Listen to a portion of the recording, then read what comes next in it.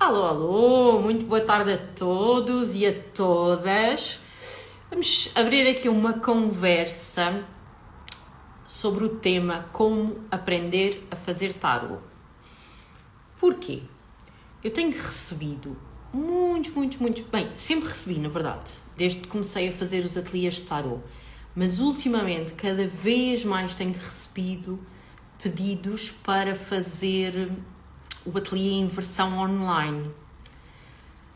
E quando me perguntam se faço, se posso fazer, se quero pensar nisso, bem, eu tenho pensado muito nisso, mas a minha resposta é sempre negativa, que não está nos meus planos, por razões de ordem de eficiência, que me levam a não ter vontade de fazer um ateliê de iniciação ao tarot, que é o tema aqui da nossa conversa de hoje. É como é que eu, sem nunca ter feito, pego num baralho e começo a fazer.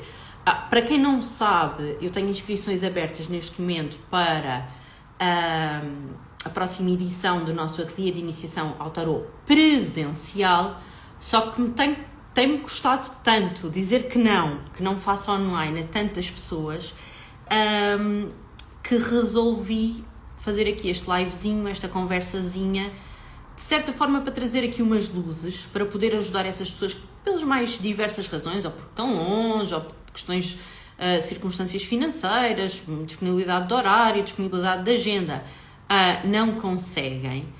Mas que têm essa curiosidade, têm essa vontade.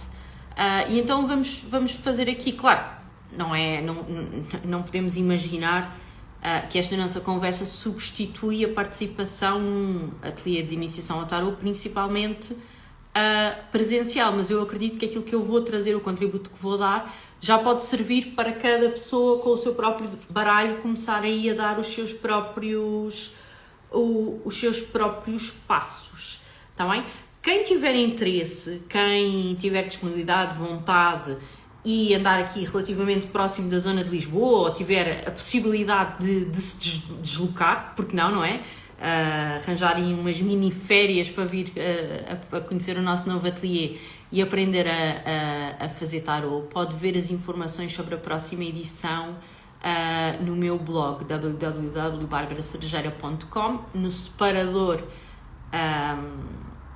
que diz ateliês, está lá tudo explicadinho, o preço, onde é que vai ser, como é que funciona, qual é que é o programa e tudo mais. Para quem não tem essa vontade, não tem essa disponibilidade, no entanto, tem ali o bichinho do tarot, talvez esta nossa conversa seja um bom ponto de partida. Deixem-me começar por vos explicar porque é que os meus ateliês são presenciais e porque é que eu acho que é muito difícil, dentro da minha metodologia, não estou aqui a pôr em causa outras metodologias, outros cursos online, outras coisas, porque é que eu acho que é difícil eu conseguir fazer um ateliê online que tenha os resultados e o efeito que eu pretendo.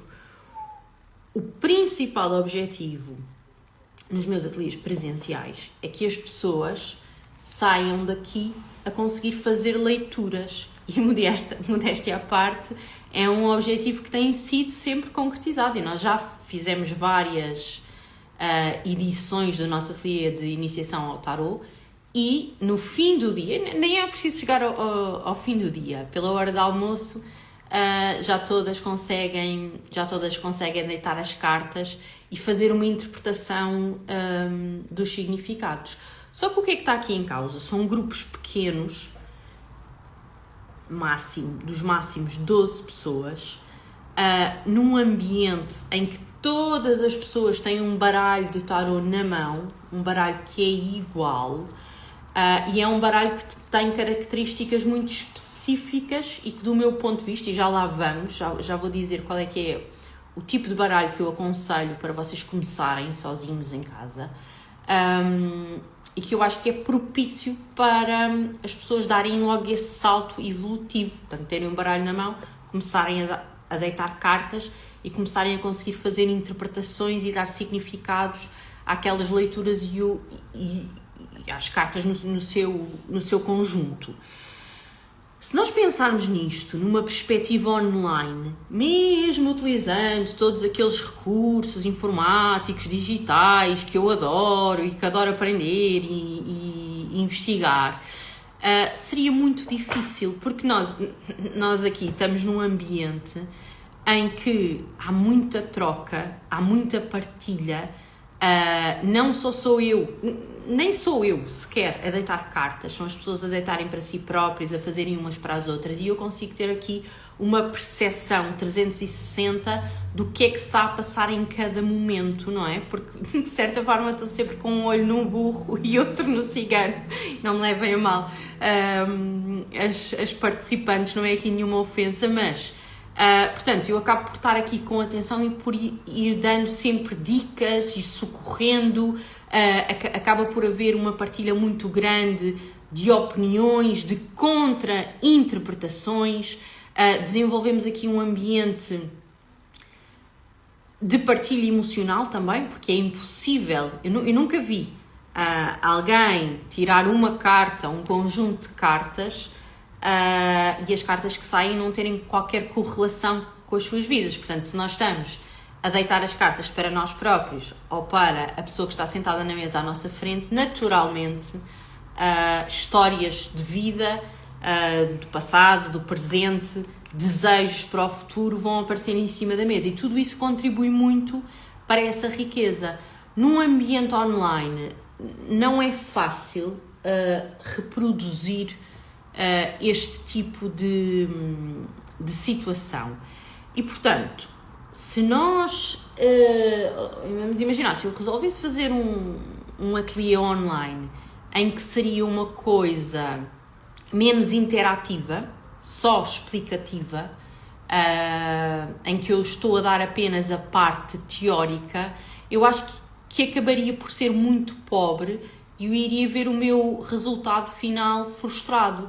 Porque, na verdade, agora não tenho aqui nenhum livro de tarot à mão, mas, na verdade, qualquer um de nós pode ir ali à FNAC ou à Bertrand e comprar um livro de tarot e ler de uma forma até muito rápida, porque nunca são livros muito maçudos, na sua maioria, e ler a informação teórica que eu passo aqui. Claro, depois tem outras vertentes, não tem o meu cunho pessoal, a minha visão e tudo mais, mas, independentemente disso, qualquer livro é válido para nós começarmos a fazer essa iniciação.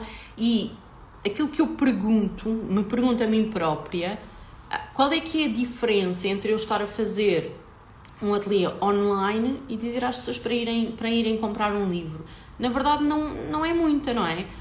Porque se nós juntarmos 10 pessoas numa sala de Zoom, mesmo que cada pessoa tenha o seu baralho, que eu envio o baralho para casa, da mesma forma como ofereço aqui, quando as pessoas vêm presencialmente ao ateliê, falta essa parte interativa, falta essa parte mais prática, mais funcional, mais eficiente, de eu conseguir virar-me para um lado, ver uma tiragem, virar-me para o outro lado, ver outra tiragem. Eu daqui a bocado já vou lançar aqui algumas cartas para vocês verem e vocês vão perceber que há todo uma perca de tempo que tem a ver com eu tirar a câmera da minha cara e passá-la para mostrar a tiragem. Agora imaginem isto ser feito vezes 10 durante, sei lá, 30, 40, 50 tiragens que nós fazemos durante um ateliê. Portanto, eu não estou nada convencida com a eficiência prática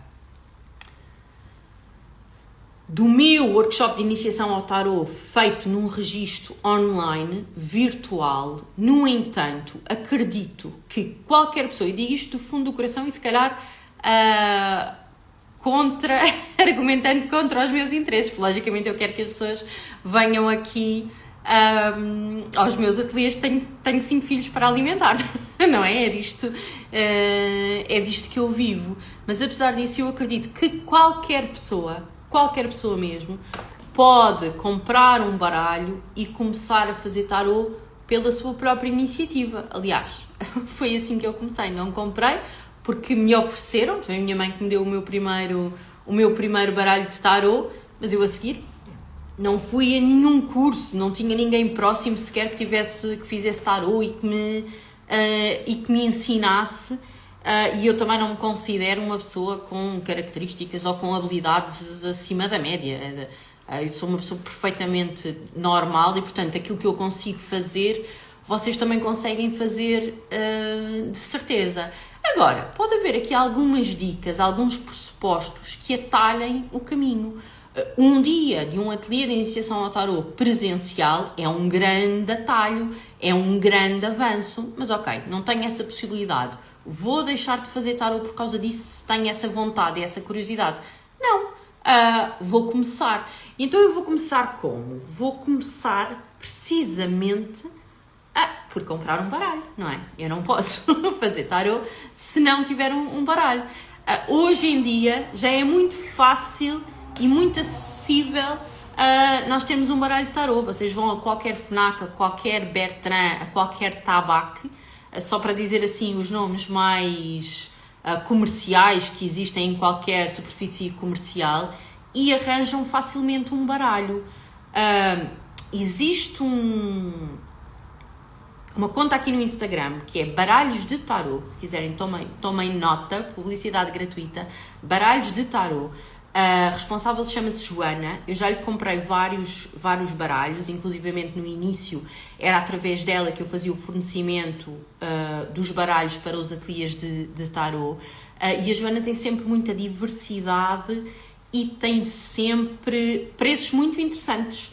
A diferença é que, claro, eles têm que vir, não é? Portanto, vêm por correio, a pessoa vai à FNAC, compra. Ali, se calhar, poupa um bocadinho, ou tem uma diversidade, uma escolha diferente que encontra nas lojas, mas também é uma alternativa muito, muito interessante. Vão lá ver, baralhos de tarô.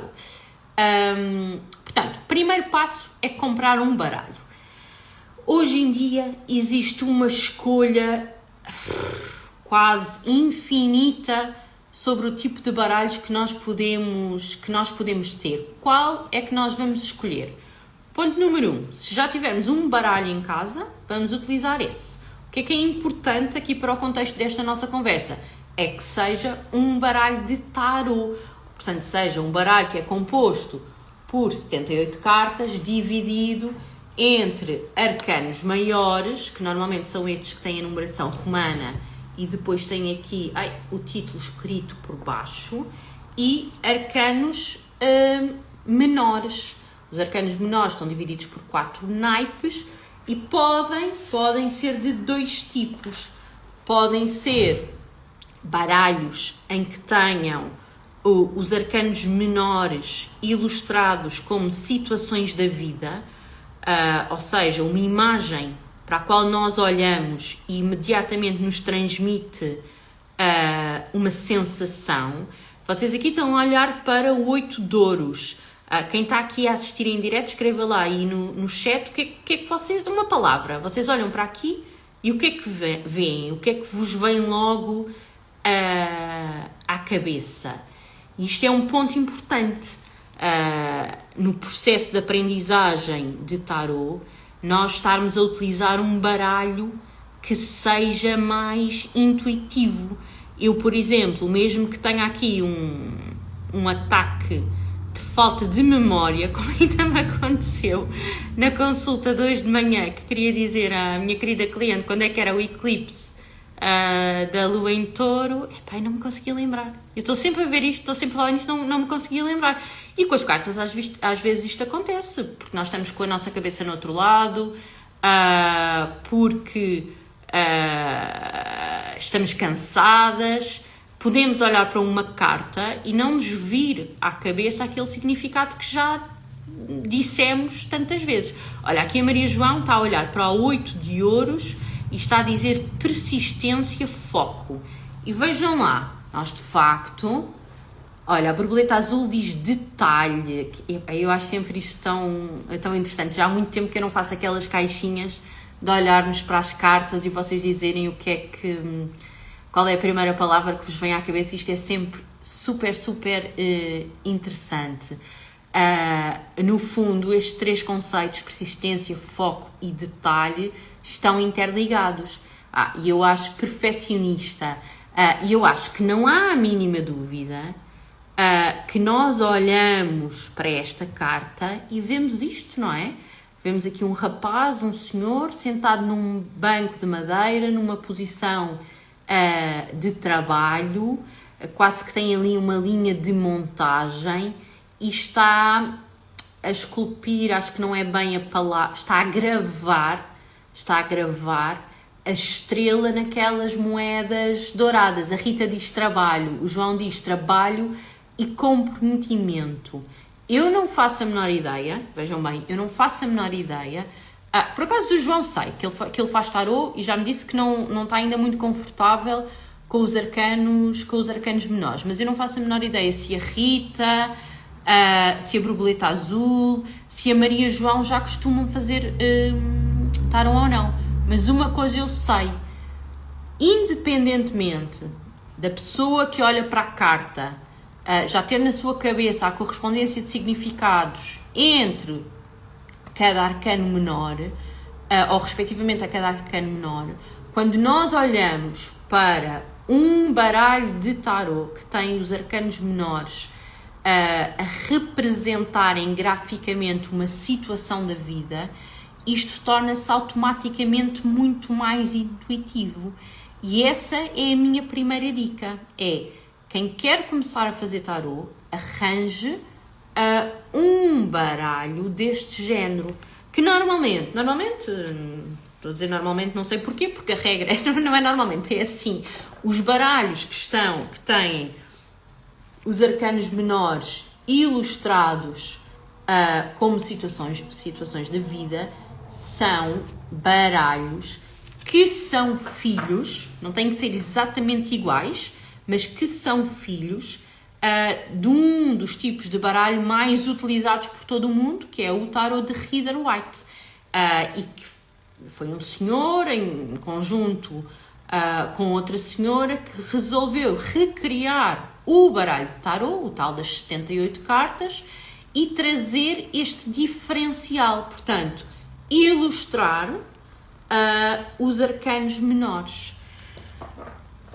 Existem outros tipos de baralhos de tarô que não têm os arcanos menores ilustrados como situações da vida, e esses são filhos do tarô de Marselha. São filhos, isto que eu vos estou aqui a mostrar são os arcanos maiores do tarô de Marselha. Eu aqui com o meu Chesdar no meu mapa astral, por isso é que até demorei mais tempo do que queria abrir aqui este live, andei aqui à procura, não encontro o resto do meu baralho do tarô de Marselha. Porquê? Porque eu não uso, e não uso precisamente porque sigo o conselho que vos estou a dar. O tarô de Marselha tem os arcanos menores quase como se fossem cartas de jogar, não é? Aqueles baralhos que nós compramos para jogar sueca e por aí fora.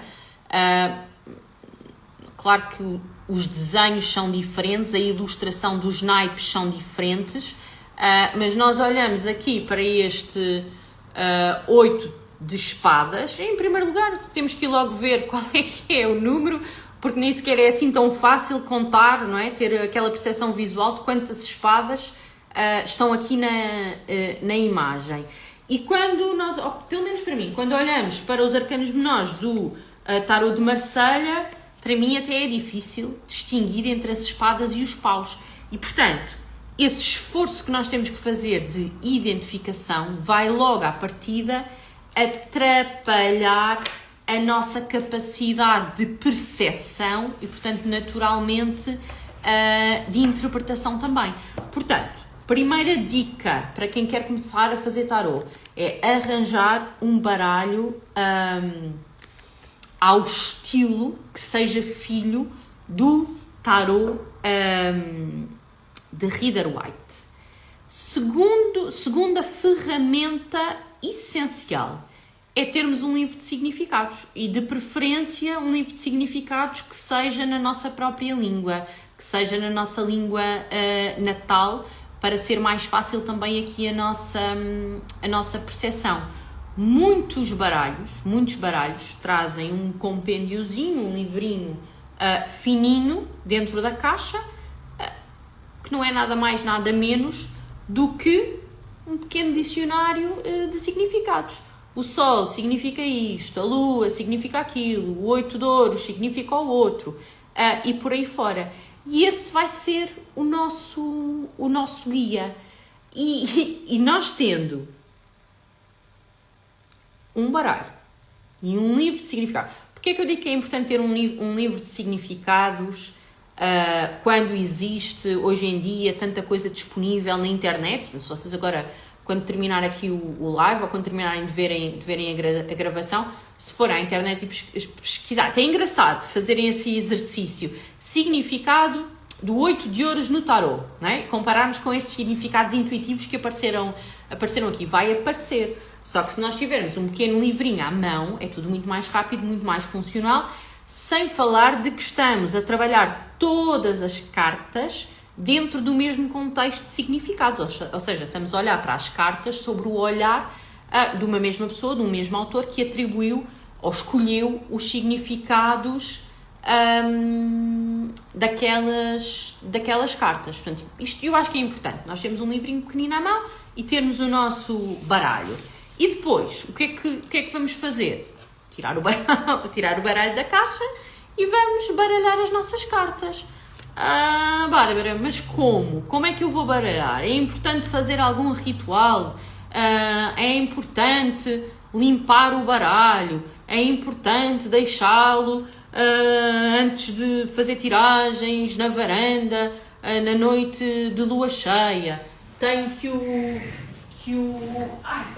benzer aqui com salva a arder, ligar incenso, Epá, isto é sempre uma parte que gera alguma controvérsia nos meus ateliês.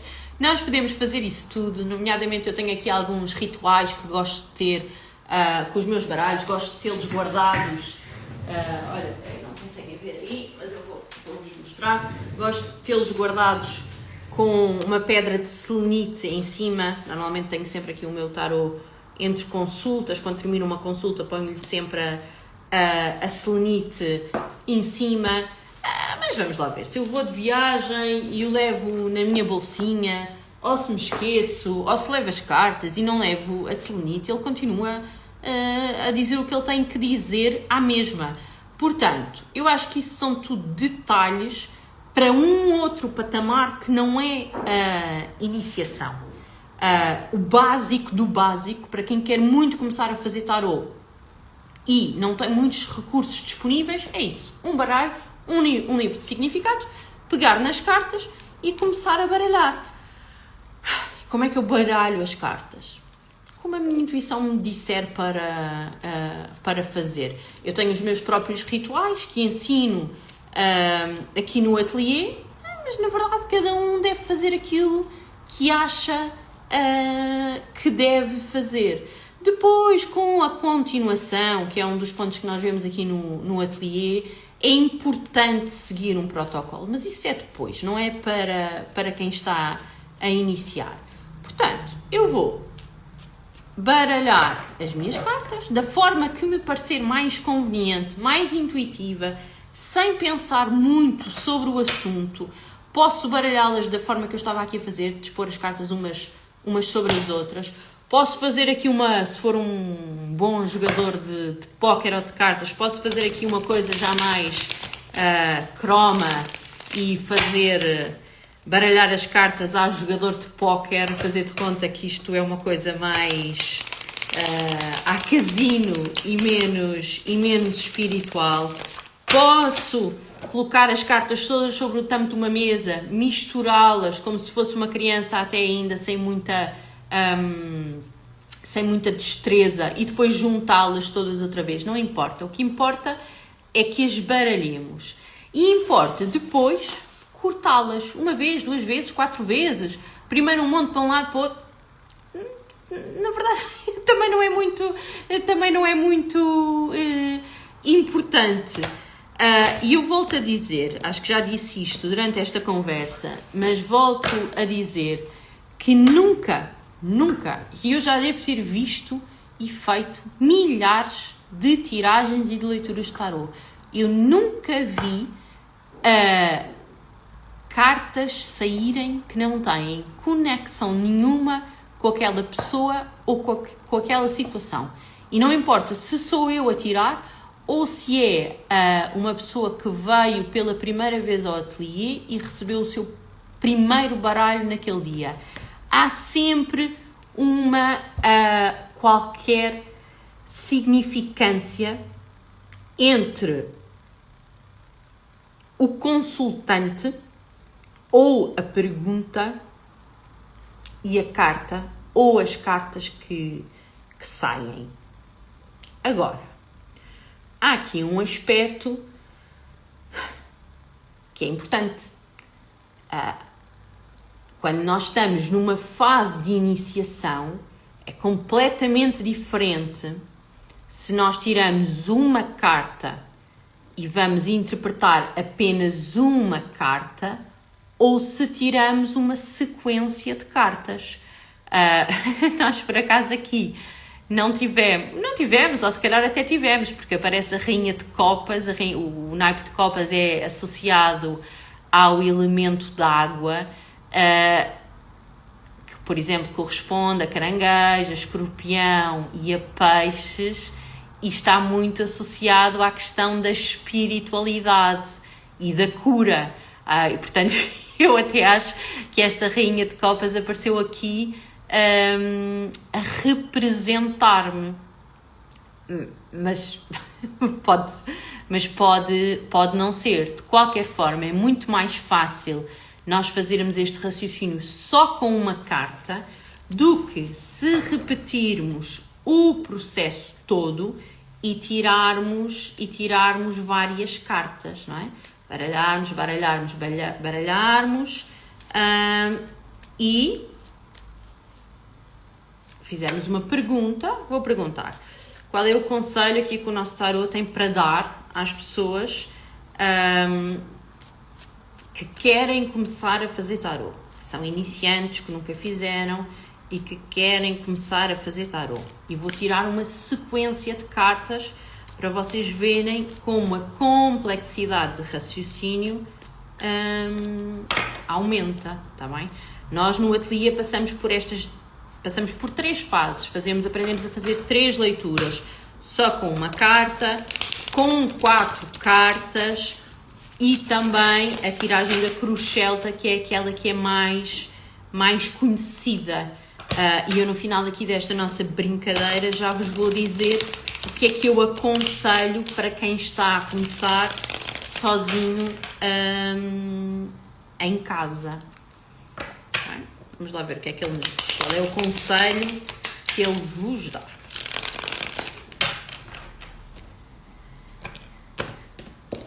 Aqui. E agora vocês vão ver que era aquilo que eu dizia ao princípio, para vos conseguir mostrar tão giro,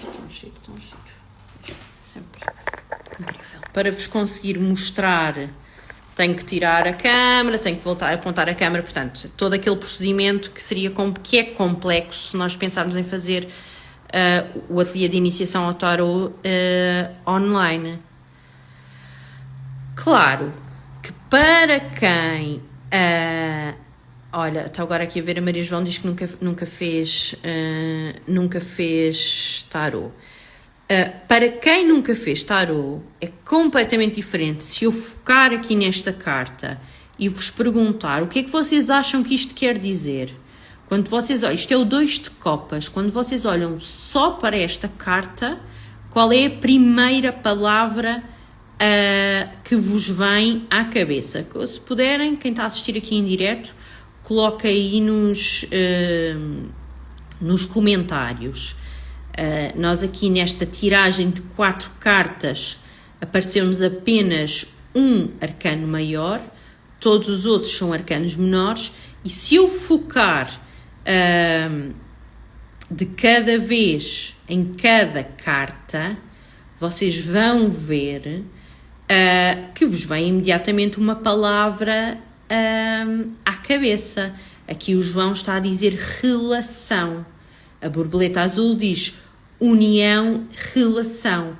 E, de facto, nós olhamos para aqui e vemos duas pessoas, não é? Portanto, há aqui uma troca, uma partilha, como diz a Maria João. E fazer tarot é muito sobre essa troca e sobre esta partilha. E o que eu acho que o conselho do tarot para esta pergunta que nós colocamos, ou seja, qual é o conselho que dás às pessoas que estão a iniciar a fazer tarot, é que não se fechem sobre si próprios e que não tentem fazer uma aprendizagem só individualizada. E o tarot tem razão, porque nós aprendemos muito quando celebração, que giro, Mimi. Sim, parece celebração, que giro. Nós aprendemos muito quando fazemos tarot também aos outros. Logo à partida, porque valida muito a interpretação que nós estamos a dar e isso enche-nos de confiança. E isso é um dos ambientes que nós conseguimos reproduzir quando estamos aqui no ateliê, à volta desta mesa, todos sentados a fazer tiragens uns aos outros. Olha, a Albertina diz entrega, que giro.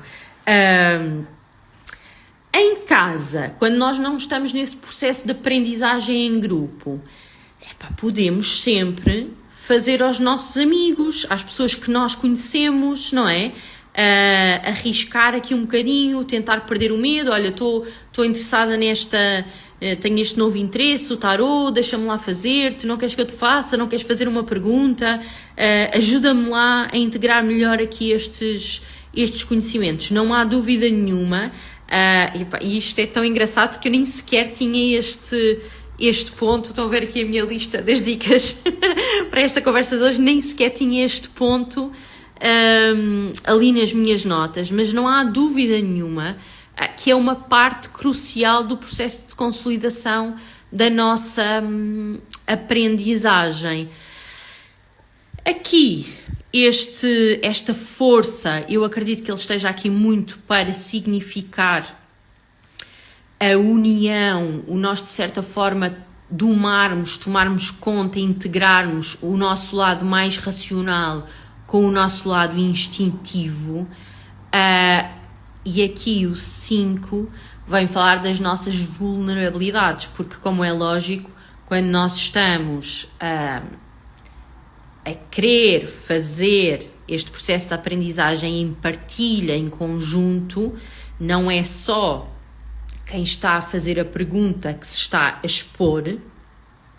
Nós também, quando vamos abrir a boca para dizer aquilo que achamos que as cartas querem dizer, ficamos de certa forma vulneráveis, não é? Porque há sempre aquele medo de não estarmos a acertar no que a pessoa está a perguntar. E esse medo, não importa se vocês têm 10 anos, 20 anos, ou um dia ou uma hora de tarot, eu acho que vos vai acompanhar sempre para o resto da vida, porque para mim é sempre um alívio de cada vez que eu deito cartas, seja um cliente, seja uma amiga, seja o que for, e eu começo a ver na cara da pessoa que aquilo está a fazer sentido. E depois fala-nos também aqui muito do esforço, do trabalho, da dedicação, de ultrapassar obstáculos, nomeadamente não é censura que eu quero dizer, alguma crítica, algum julgamento, algum preconceito que as pessoas ainda vão tendo em relação a estas coisas, não é? Pode dar um bocado aquela tentação, vou ali num instantinho à FNAC comprar um baralho e depois escondo na gaveta da mesa de cabeceira para ninguém saber que eu estou a fazer. O tarot também não te está aqui a dar o conselho de colocar isso na boca do mundo, mas está a dizer, atenção, que isto é uma coisa como qualquer outra que dá trabalho, que é preciso esforço, é preciso dedicação. Não podemos estar à espera de nascer e já sabermos fazer tarô, mas no fundo isso é assim com tudo, verdade? Não é nada. Tudo o que nós estamos a aprender de novo dá trabalho, exige esforço, exige dedicação, exige prática, exige persistência. Claro que se nós pudermos fazer isso com um professor, neste caso com uma professora, há aqui muita coisa que é atalhada, mas também não nos vamos enganar, porque as alunas saem aqui do ateliê de tarô e têm que continuar em casa a praticar, porque senão, imagina, estão 6 meses, vieram aqui, aprenderam, fizeram leituras com sucesso às colegas e tudo mais, mas depois, durante 6 meses não pegam nas cartas. Há ali um processo que volta ao início, não é? A mesma coisa, eu vou à casa da minha avó para ela não sei cozinhar, para ela me ensinar a fazer arroz.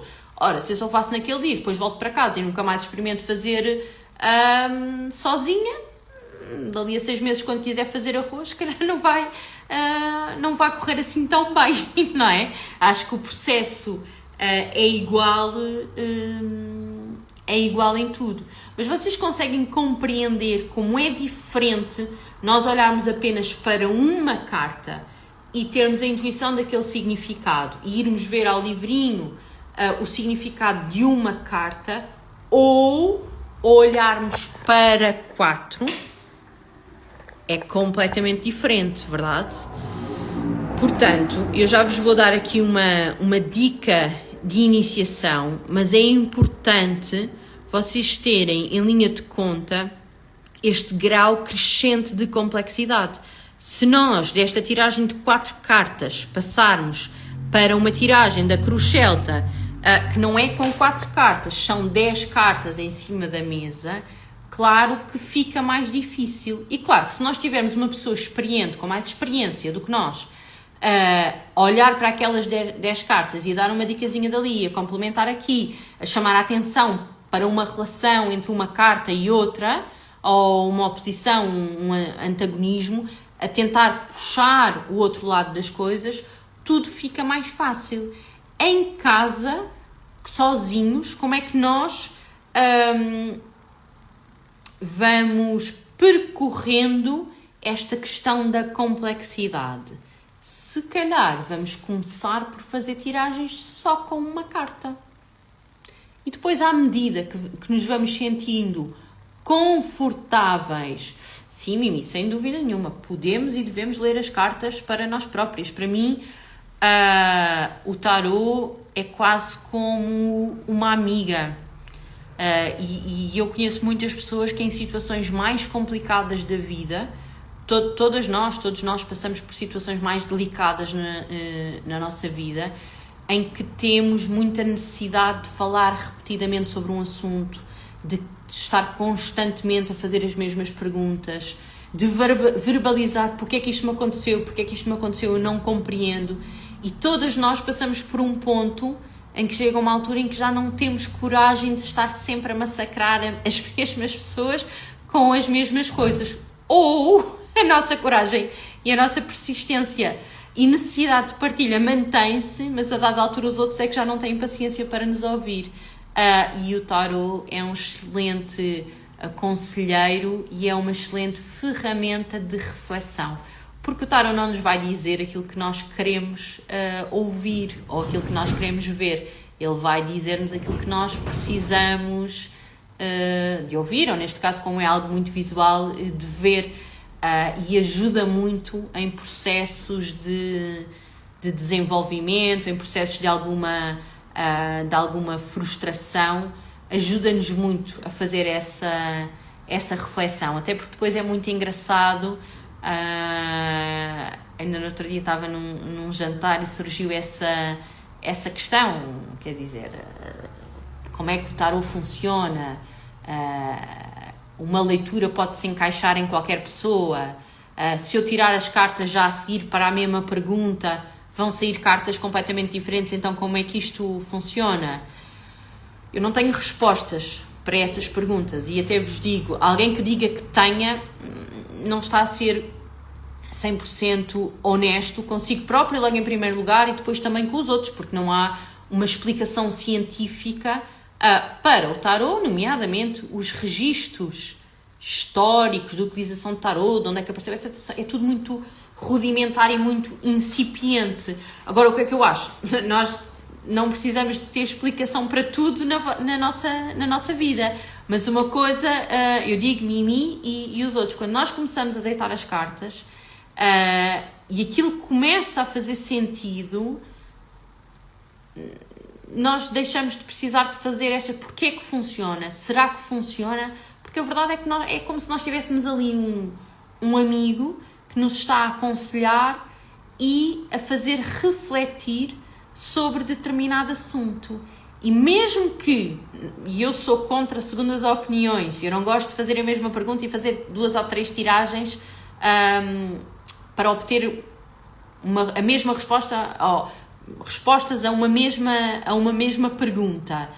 No entanto, se o fizermos, nós vamos ver que há um denominador comum, vamos ver que há fases da nossa vida que aparecem sistematicamente as mesmas cartas, e aqui a nossa missão é tentar perceber o que é que elas nos estão a querer dizer, o que é que elas nos estão a querer contar, o que é que elas nos estão a aconselhar, que nós não estamos a compreender. E entretanto já divaguei completamente e já me perdi aqui nos meus pontos. Já sei, olhem, mas se quiserem ir deixando aí as vossas dúvidas, as vossas perguntas, como iniciar a fazer tarô, as vossas principais dúvidas. Eu sei que há muito também a questão, várias pessoas me colocam esta questão, pessoas que já têm baralhos, que já fazem e que têm uma grande dificuldade em passar de fazer leituras, tiragens só com os arcanos maiores, as 22 cartas dos arcanos maiores, para integrar o baralho todo. Portanto,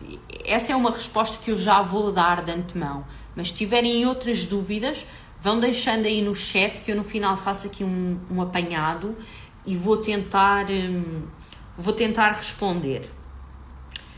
Então, voltando aqui às dicas, o que é que nós precisamos para começar a fazer tarô? Precisamos de um baralho, precisamos de um livro de significados, precisamos de perder o medo, baralhar as cartas e pôr as cartas em cima da mesa. Que tipo de tiragens é que nós vamos começar a fazer? Vamos respeitar a escadinha da complexidade, da mesma forma que nós agora queremos começar a cozinhar e não sabemos, não é? Queremos começar a cozinhar e não sabemos. Se calhar não vamos partir logo para fazer um arroz de marisco ou um risoto. Se calhar vamos começar por aprender a fazer um arroz branco. E quando nos sentimos confortáveis com o arroz branco, antes já tivemos ali umas situações em que umas vezes queimou, outras vezes ficou mais empapado, outras vezes ficou risco, quando aquilo começar a estabilizar, então passamos para a fase seguinte. Vamos fazer um arrozinho de cenoura, um arrozinho de tomate, depois um arrozinho de marisco, um risotozinho e por aí fora. E com o tarot é a mesma coisa. Então o que é que eu aconselho? Aconselho que comecem por fazer perguntas e obter a vossa resposta só com uma carta. Vão tirando cartas isoladas de forma a que a vossa intuição seja mais fácil de ser...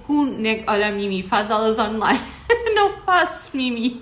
Aliás, este live, que a Mimi não assistiu desde o princípio, de certeza, mas depois quando eu terminar vai ficar gravado, para não estar aqui a repetir outra vez. Eu estou a fazer aqui este live como aprender a fazer tarot, precisamente porque tenho muitos pedidos para fazer aulas online e por razões que já expliquei no início, não faço. No entanto, resolvi ter aqui esta conversa para dar uma ajudinha, não é? Dentro daquilo que é possível, às pessoas que querem começar a fazer ou que até já fazem, mas têm aqui algumas dificuldades, alguns bloqueios, mas que não podem, por um motivo ou por outro, participar num dos meus ateliês presenciais.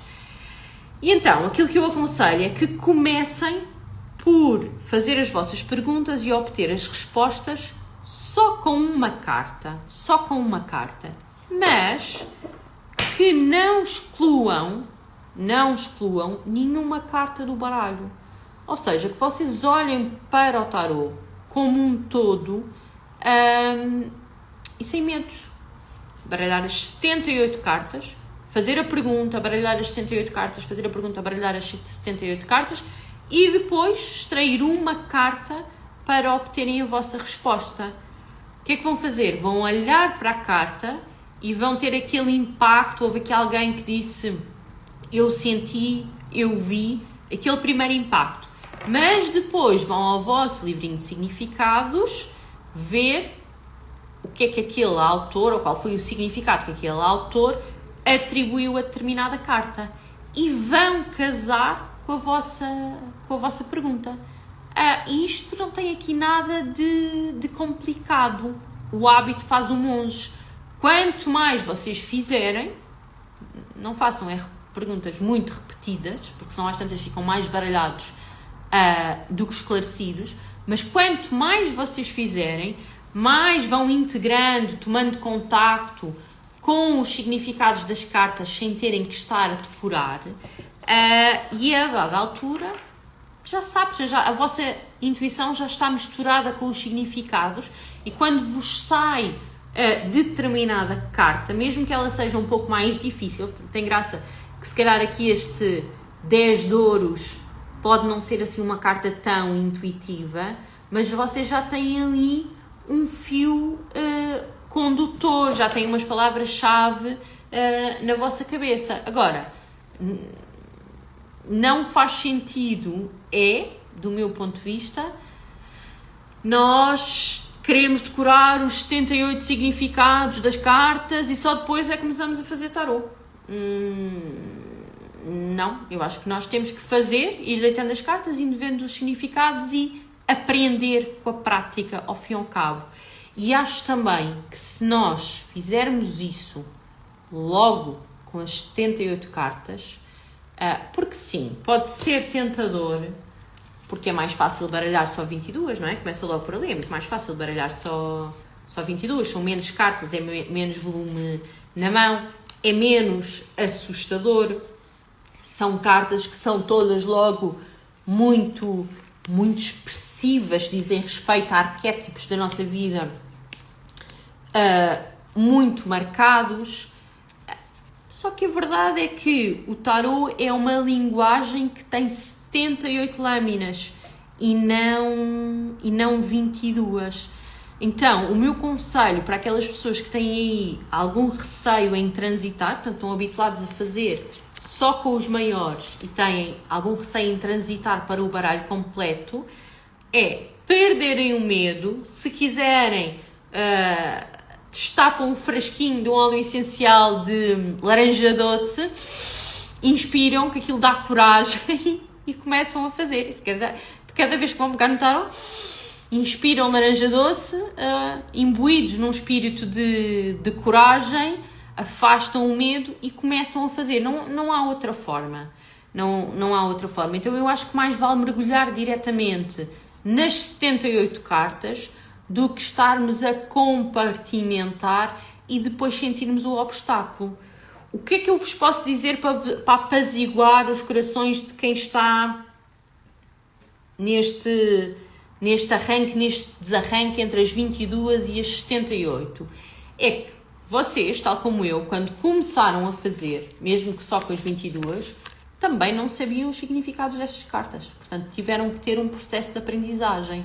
Neste momento, já vai ser mais fácil, porque das 78, já há 22 que vocês conhecem os significados.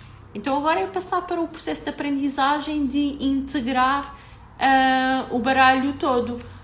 Sim, Ana, claro que sim. Pode deixar aí a pergunta, que eu depois no final vou ver as perguntinhas todas e já às certas. Ana, escreva aí que eu depois já vou ver. Portanto, no fundo é isto. A última dica, e vamos então passar às perguntas, a última dica que eu tenho para vocês tem a ver com o tipo de perguntas que nós fazemos, com o tipo de utilização que nós damos às cartas. Não há dúvida nenhuma que quando nós estamos a falar de tarot, nós estamos a falar de uma ferramenta divinatória, não é? Tem uma arte divinatória que no fundo começou a ser divulgada, difundida com o objetivo de ajudar a prever o futuro, muito em ambientes de mais incerteza, de alguma imprevisibilidade. E, portanto, nós não vamos dizer que o tarot é uma coisa que não é. Ele tem esta componente, sem dúvida nenhuma. Mas se vocês forem fazer uma pesquisa pelas várias tiragens de tarot que existem centenas. Existem centenas de formas diferentes de nós dispormos as cartas. Podemos até dispor as cartas da mesma maneira, mas depois cada autor atribui um significado diferente a cada posição e não há aqui propriamente uma rigidez nisto, mas há um denominador comum. É que nas diversas tiragens, passando por dezenas de autores, as cartas tanto falam do futuro, como mostram o presente, como falam do passado. E uma das formas mais interessantes de nós progredirmos individualmente na nossa aprendizagem de tarot é agarrarmos nesta conexão que as cartas também fazem com o passado. Porque eu posso ter uma ânsia muito grande de prever o meu futuro, eu posso todos os dias de manhã acordar, baralhar as cartas e dizer, diz-me como é que vai ser o meu dia de hoje, e elas vão dizer. Mas também posso, e isto é que eu acho que é o exercício mais interessante para consolidar um processo de aprendizagem, e nós saímos sempre do nosso ateliê com um desafio em que eu faço um acompanhamento durante um mês para ajudar ali naquela consolidação, e nós aqui fazemos este desafio com 4 cartas, com tiragens de 4 cartas, mas para quem está neste processo a fazer em casa, sozinho, eu aconselho que faça isto, exatamente isto, mas só com uma carta. Depois, quando se começar a sentir confortável, então fazes tiragens de 3 cartas ou de 4 cartas. Mas aqui, a chave, o segredo, para nos ajudar a consolidar e integrar os significados das cartas, é todos os dias, ao final do dia, nós pedirmos às cartas um resumo do nosso dia. Um resumo do nosso dia. Eu agora vou-lhes pedir aqui um resumo da minha manhã. Podia pedir um resumo do dia, porque já são 4h20, daqui a pouco tenho que me ir embora, tenho que me calar, tenho que me ir embora. Eu começo a falar sobre estas coisas, falo porque me entusiasmo, depois esqueço-me de olhar para as horas e tenho crianças para ir buscar à escola. Mas vamos terminar aqui as dicas e eu já vou ver aí as perguntas. Se tiverem perguntas, deixem aí, rapidinho, para ver se eu consigo responder. Vamos lá ver. Um resumo da minha manhã. Vamos ver o que é que elas vão dizer e se eu consigo captar a mensagem, o que é que elas me estão a dizer que de facto tem conexão com aquilo que se passou durante a minha manhã. Vamos lá. E é isto que eu aconselho que vocês façam. Chega ao final do dia, quando já dão o vosso dia por encerrado,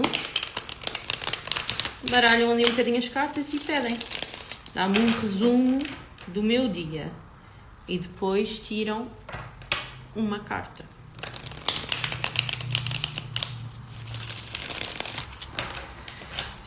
Sabem qual é que é o problema? É que eu, pronto, agora já tenho aqui na minha cabeça muito mais dicas que vos vos podia dar e que também são importantes e que facilitam o processo, mas iria ficar aqui uma tarde inteira. No entanto, com isto que falámos aqui, eu acredito que vocês já têm as bases para quem quiser muito começar a fazer, para começar a fazer.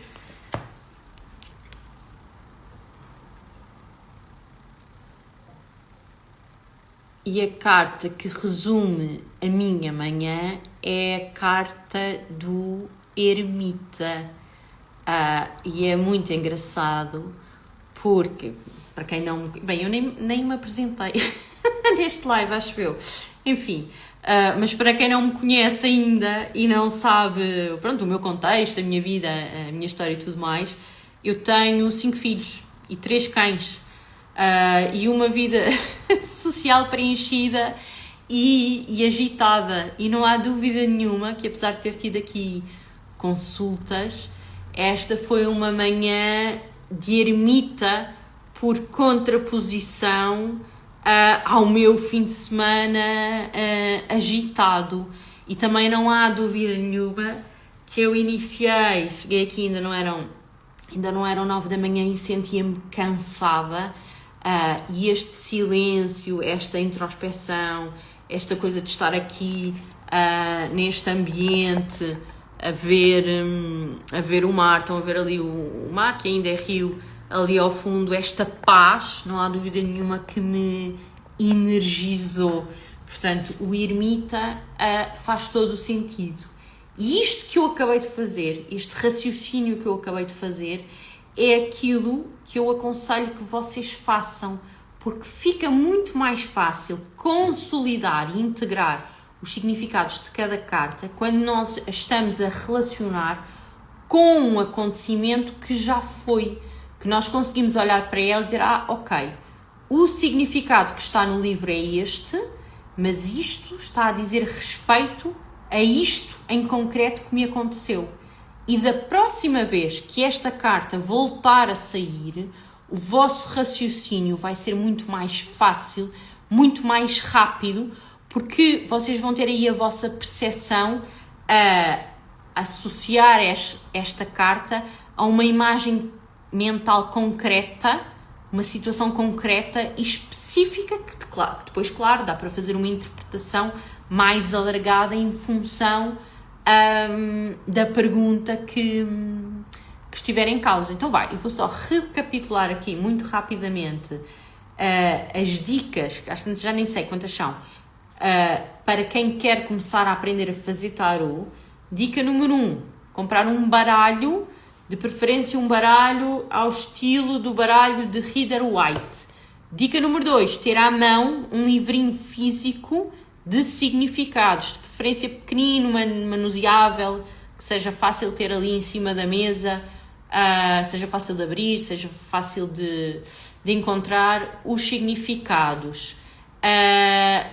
Dica número 2, tirar o baralho da caixa, baralhar as cartas e fazer uma pergunta e verificar qual é o significado daquela carta.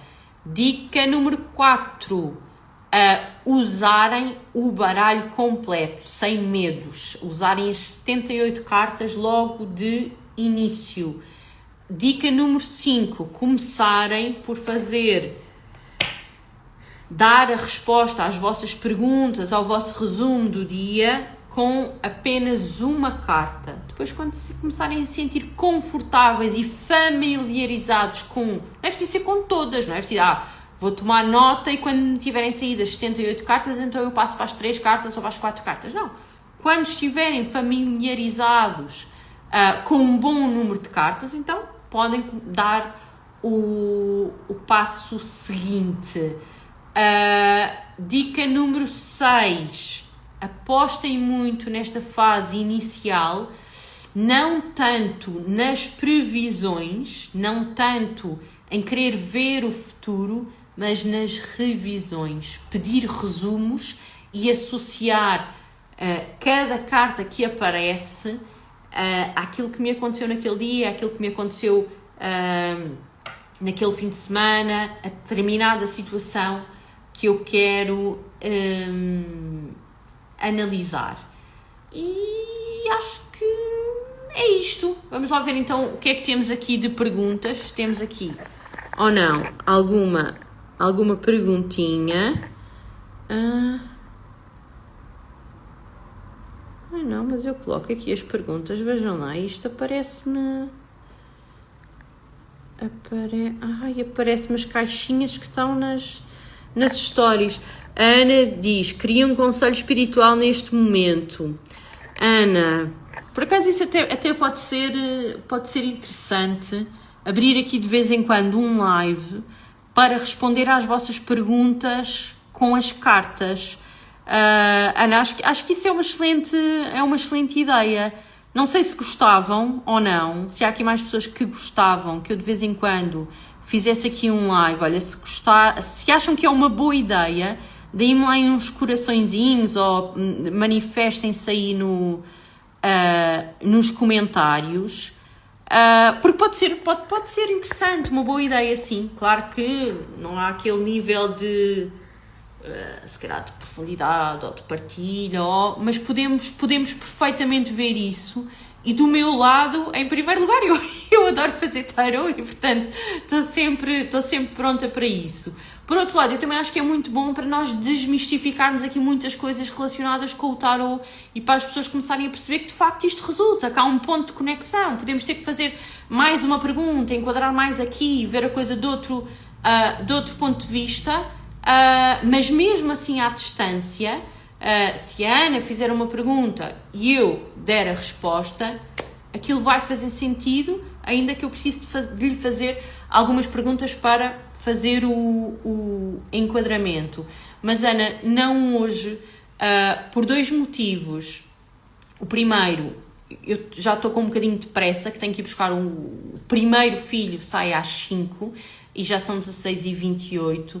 E o segundo é que também não é o tema desta conversa e depois às tantas ficava aqui uma coisa um bocadinho esquisita. Mas eu prometo, porque achei uma boa ideia, que ainda durante esta semana vou abrir aqui um live para esse efeito. Se calhar aviso antes de antemão nos stories a que horas vou fazer, para depois quem quiser vir fazer as suas perguntas poder fazer. Se calhar uma coisa que não fica gravado, para também não estarmos aqui a invadir muito a privacidade das pessoas, também não terá muito interesse em as pessoas verem se calhar a repetição, mas obrigada, acho que pode ser um caminho a seguir. Deixa-me cá ver, aqui mais perguntinhas antes de terminarmos.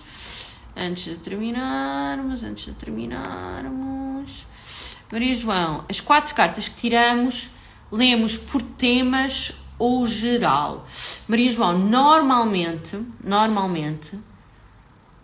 cada leitura, cada tiragem, nós colocamos a carta numa posição que tem um significado. Dependendo do tipo de desenho da tiragem, nos livrinhos, eu agora infelizmente não tenho aqui nenhum à mão, mas elas dizem sempre, coloca a primeira carta nesta posição e esta posição equivale ao presente. Depois coloque na outra posição e esta posição equivale ao passado. A próxima posição equivale ao futuro. A carta número 10 vai colocar não sei aonde e vai equivaler à síntese, à conclusão sobre a pergunta. A carta número 5 coloca aqui e diz respeito àquilo que vem do exterior, aos nossos medos. Portanto, dependendo da tiragem que faz, há sempre a posição daquela carta tem sempre um significado de fundo que depois nós vamos complementar com o significado. E em qualquer livro, mesmo naqueles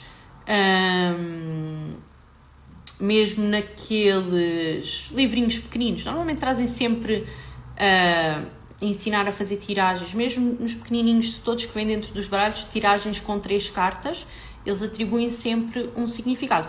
eu tenho os meus próprios significados para as minhas próprias leituras, nomeadamente não atribuo a posições a que eu atribuo significados diferentes. Albertina, obrigada pelos elogios. Eu comecei, aliás, eu fiz, e vamos terminar assim, eu fiz este live precisamente para explicar porque é que eu não faço um curso online ou um ateliê online e dou sempre preferência aos ateliês presenciais. E a razão de não fazer, eu acho que tem muito a ver com essa paixão que a Albertina diz que é visível e que eu fico muito contente por a Albertina dizer isso.